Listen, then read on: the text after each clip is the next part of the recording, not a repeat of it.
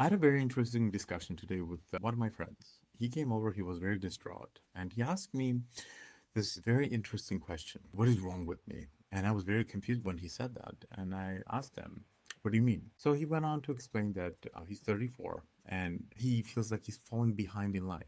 And I was very confused because I told him, I said, Jeremy, don't you do well at work?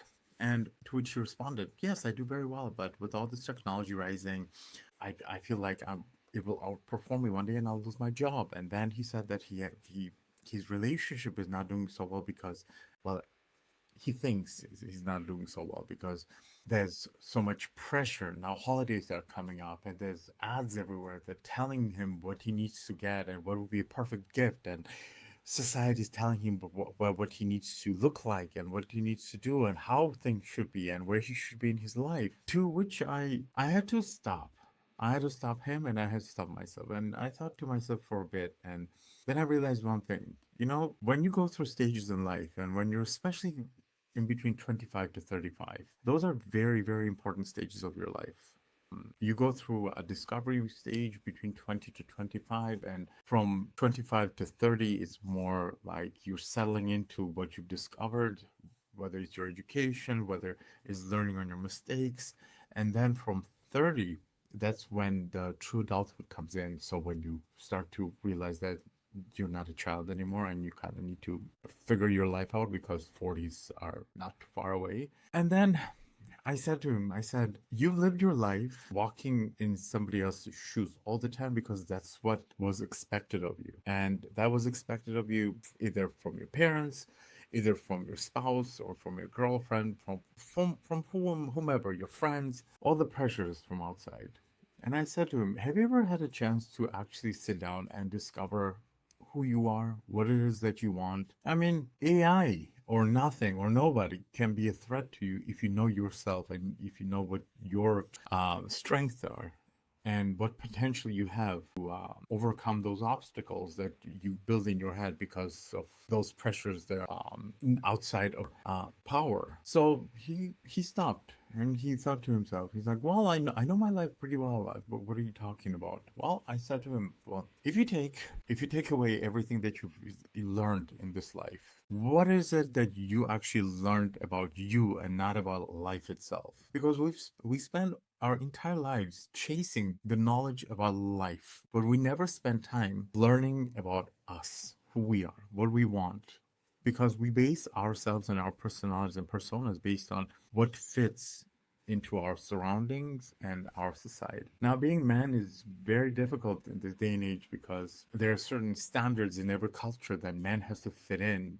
There's certain things that you can or cannot do. There are certain things that you can or cannot say, which means that it limits the ability to use the benefits of the gifts that you've been given from the universe or from day one you were born. Now, when you strip away all this knowledge and when you strip away what you have learned and what you have been given or taught, who you need to be, what's left is nothing. Because knowing what you've been, what's been put in you and knowing who you are two separate things. And look at it like that. A computer, you can install Windows, for example, or operating system Macs have. But that doesn't make Mac what Mac is. They make, I don't know, Lenovo laptop or PC, what that PC is. It's what's inside it, what drives it, and what runs it, what makes it tick that matters. If you don't know what makes you tick, it's going to be very hard to navigate, especially after 30 when you're kind of at the point in life when you're rushing yourself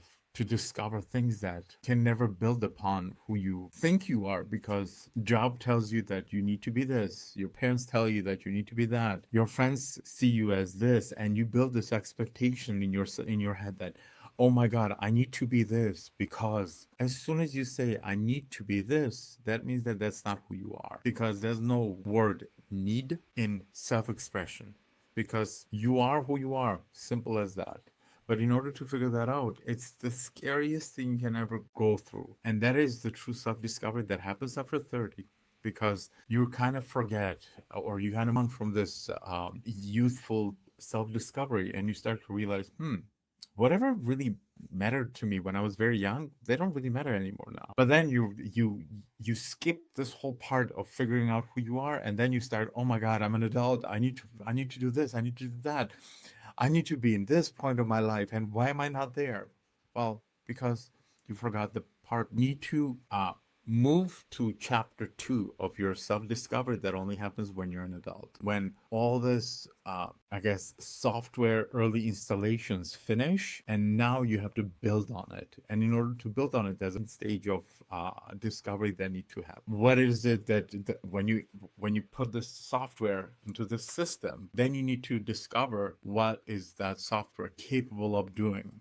And that's where the self-discovery in adulthood part starts. So it is important for you to kind of take a step back, relax, breathe.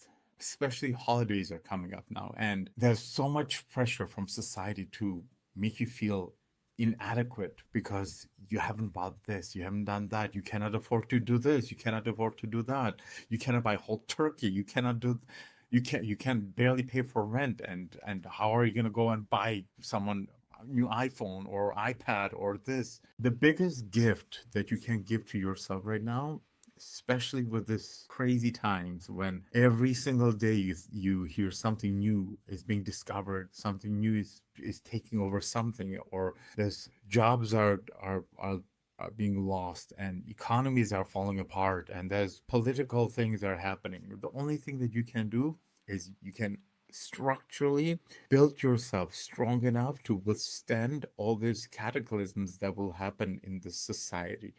Because if you are building yourself based on what society wants you to be, if society falls apart, there will be nothing left of you to build upon, because you build yourself on a dream of what others wanted you to be, and that will never work. And as you become the vision, what others want you to be, that man that was supposed to flourish and become very powerful and strong for himself, that's supposed to lift up others, will simply vanish. And then 40s will come, and then you look around and you say, I haven't done anything that I really like, because I had to go to university, I had to study this because that's what everyone said that was going to do well for me.